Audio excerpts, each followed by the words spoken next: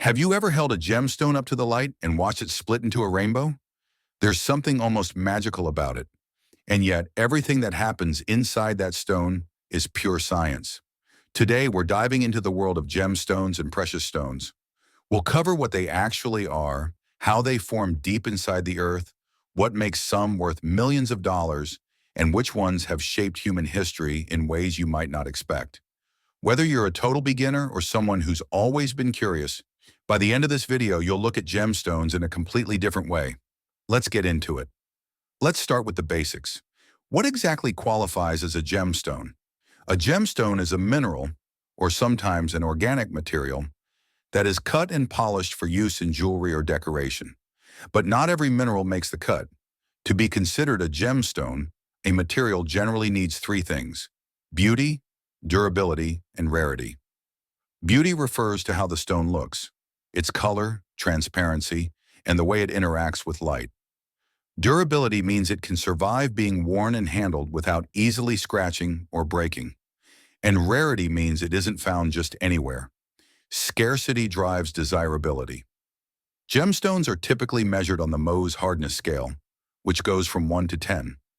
Talc, the softest mineral, sits at 1. Diamond, the hardest natural substance on Earth, sits at 10. For a stone to be practical in jewelry, it generally needs to be at least a 7 on that scale. Now, most gemstones are minerals, crystalline solids formed by geological processes. But a few famous gems are actually organic. Pearls come from oysters. Amber is fossilized tree resin. Coral is made by tiny marine animals. These are technically not minerals, but they're universally accepted in the world of gemstones. This is where things get truly fascinating. Gemstones don't just appear. They are the result of millions, sometimes billions of years of geological activity. There are four main ways gemstones form. 1. Igneous processes. When magma cools slowly deep underground, it allows atoms to organize into crystals. This is how we get gems like topaz, tourmaline, and even diamonds. Diamonds form about 150 kilometers below the Earth's surface, under extreme heat and pressure. They're then carried upward by volcanic eruptions through structures called kimberlite pipes. 2. Metamorphic processes. When existing rocks are subjected to intense heat and pressure, but don't melt, their minerals recrystallize into new forms.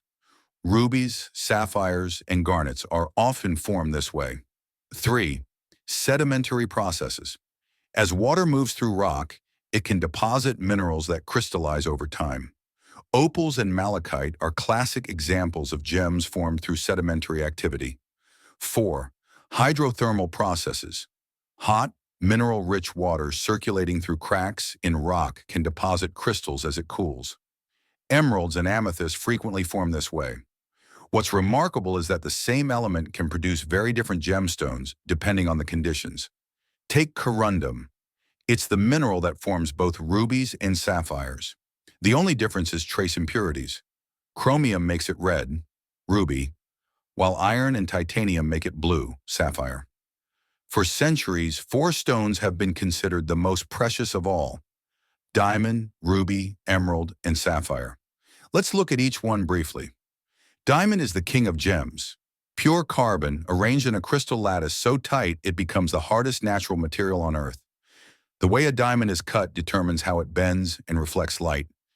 That sparkle you see is called brilliance. The most famous diamond in the world, the Koh-i-Noor, is now part of the British Crown Jewels and has a history stretching back over 700 years. Rubies get their deep red color from chromium.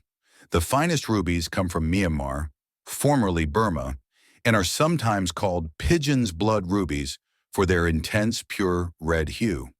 In many cultures, rubies symbolize passion, power, and protection. Historically, they were considered even more valuable than diamonds. Emeralds are a variety of the mineral beryl. Their vivid green color comes from chromium and vanadium. Unlike diamonds, emeralds almost always contain inclusions, tiny internal fractures, and this is so expected that the gem industry has a special French term for it: jardin, meaning garden. Colombia produces some of the finest emeralds in the world. Sapphires come in almost every color: orange, yellow, pink, even colorless. But the classic image is deep blue. The most famous sapphire in recent history is the 12-carat blue sapphire in Princess Diana's engagement ring, now worn by Catherine, Princess of Wales. Beyond the big four, there are dozens of other precious and semi-precious stones worth knowing. Alexandrite, which changes color depending on lighting. Tanzanite, found only near Mount Kilimanjaro in Tanzania. Paraiba tourmaline, glowing neon blue, and Padparadscha sapphire, a rare pinkish-orange variety considered among the most beautiful stones on Earth. You've probably heard of the 4 Cs for diamonds, and they actually apply broadly to most colored gemstones too. Let's break them down. Color is the most important factor for colored stones. Gemologists evaluate hue, the actual color, tone, how light or dark, and saturation, how vivid or intense. For a ruby, the ideal is a pure, vivid red. For an emerald, a rich, slightly bluish green. Clarity refers to how many inclusions or blemishes a stone has. A perfectly clear stone is exceptionally rare. For diamonds, clarity is graded on a detailed scale. For colored gems, some inclusions are more tolerated. And as we mentioned, in emeralds, they're practically expected. Cut is the human element, the craftsmanship that shapes a rough stone into a finished gem. A great cut maximizes a stone's beauty and light performance. A poor cut, even on a high-quality rough stone, can dramatically reduce its value. Carat refers to weight, not size. 1 carat equals 0.2 grams. As stones get larger, they become exponentially rarer, and their price per carat rises sharply. A 5-carat ruby is not just 5 times more valuable than a 1-carat ruby. It can be 20 or 30 times more valuable because large, high-quality rubies are extraordinarily rare. Humans have been captivated by gemstones for at least 7,000 years. In ancient Egypt, lapis lazuli, a deep blue stone, was ground into powder and used as eyeshadow. It was also used in the burial mask of Tutankhamun. The Egyptians believed certain stones held protective powers, and gems were buried with pharaohs for use in the afterlife. In ancient Rome, gems were used as seals.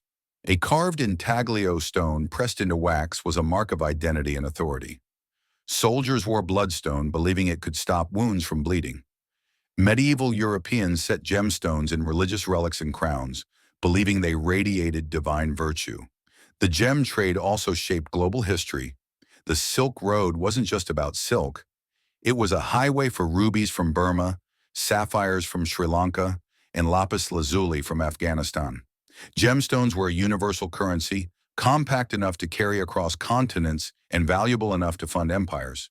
Today, the gemstone industry is worth over $23 billion annually, but it also faces serious ethical questions around mining practices, environmental impact, and labor conditions, which has fueled the rise of lab-grown gemstones, chemically identical to natural ones, produced without mining.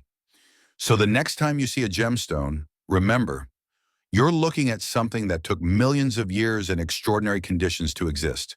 It traveled from deep within the earth, was shaped by human hands, and carries thousands of years of human meaning and history. From the diamond formed under volcanic pressure to the emerald grown in hydrothermal veins, these stones are a reminder of just how remarkable our planet is, and how our fascination with beauty is one of the most enduring things about us. If you enjoyed this video, hit like and subscribe, and let me know in the comments, what's your favorite gemstone and why?